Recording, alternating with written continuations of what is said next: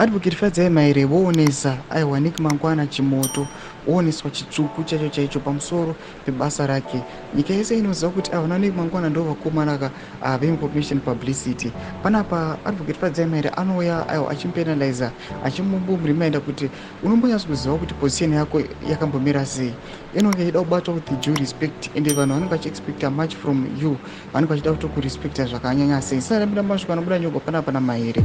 Unobva subscribe like button on the bell kuti ndapeni pakanoya chiti Nick Marapira, do you realize that you are the official spokesperson of the government of the Republic of Zimbabwe? Are you aware that constitutionally you are obliged not to touch partisan politics? Why reduce yourself to a political party notice board? Can you not see that this is the function of a junior comms officer in that party? Not even their spokesperson runs around with these party notices with new leaders. Ani achimutsiura panhau iyi panoposta nhau yamuri kuona yakanzi this afternoon is excellence intim Mnangagwa is chairing an extraordinary session of the Politburo meeting in the party headquarters.